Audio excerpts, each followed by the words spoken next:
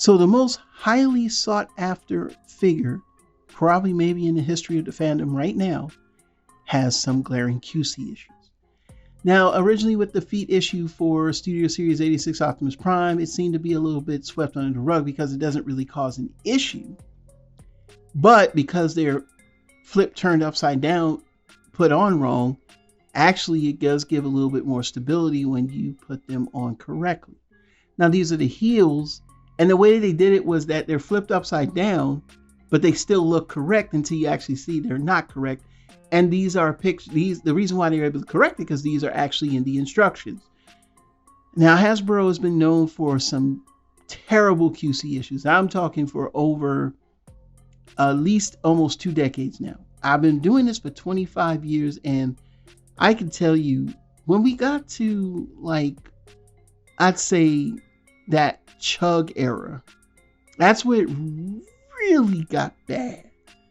As in the Chug era, there were a lot of figures that had a QC issue one time or another with the paint. For once, Universe Proud, the paint would come off. Ironhide, the paint would come off, and the assembly of the chest was incorrect, so the head was always looking down.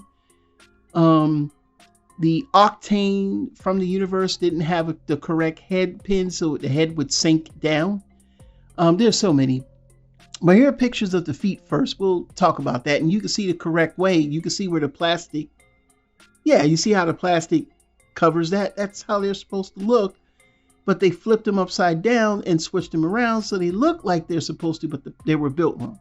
Now, some people say, well, why are the factories doing this? It's very simply put it, they don't get paid a whole lot in these factories. This is why they have factories over in these countries, because it's basically borderline slave labor. Congratulations, you just realized you're a part of the problem too. And so am I, because we want these toys. And I think in the process of it, these workers are like, you know what? I ain't worried about it. As long as we get these orders done, that's what it is. There's no one coming behind them and doing a decent QC check. But we're going to talk about this as well, because those there's some pictures of the Prime and the tool that you can use. That's a Tamiya Dremel. I'm going to try to find it on Amazon and see if I can link in the description. But I wanted to show some additional pictures. Now, this is from Twitter. Twitter user Jeffrey O'Keefe, or Jeffrey O'Keefe 1, had issues with the pins at the thighs of the Optimus Prime. And he also had a issue with the pin at the chest. And you can see where the pin is exposed. Now, will that cause problems? Maybe, maybe not.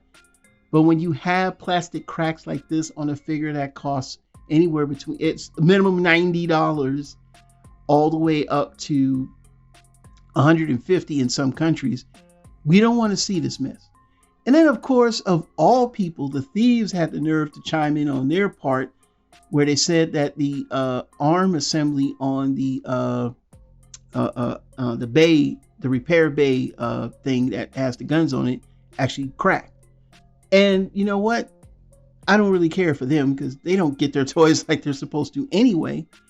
But if a person that actually got it from the store and has this happen, that's really going to suck, because it's not a figure you may not be able to buy this figure if if your copy is really bad.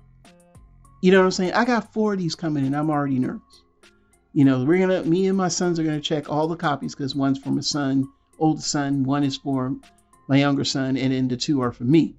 Because I want one to keep and one to use for review, of course.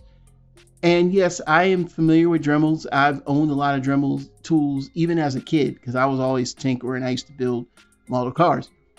But this is bad because it's not something we're building or constructing. This is something that's been constructed, and it should come correct. Well, when I come correct, which I know about the audio too. And anyway, this ain't right, man. Hasbro, this shit is not right. Fuck that. And I'm tired of you goddamn YouTubers and you damn slouch young kids telling us, oh, it's no big deal, don't worry about it, quit getting your panties in a bunch, you get it. Stop that. Okay? I've never seen a complacent generation in my life. I'm sorry, my parents taught me, if you buy something from the store and it don't work right, you take it back and you let the manufacturer know, hey, this is bad. And it's happened so much that a lot of the even seasoned older collectors seem to overlook it. And this is not the only toy that has happened to. There are so many toys throughout the history of Transformers, especially in probably, I say 2008, 7, 8-ish, where we really got to see how bad it was. And I'm sure I've glossed over many that I've forgotten about, but I remember buying the same figure 3 times and it had the issue. And I'm talking 3 different versions. And I'm talking Generations Thrilling 30 Blitzwing. I bought the American version and the Japanese version, and they all had the same issue. And the Double Dealer, they all had the same issue. So this is bad for Hasbro, and they really need to fix it. Hasbro, you gotta fix this. Fuck that. All right? Plain and simple. Super Robot Ed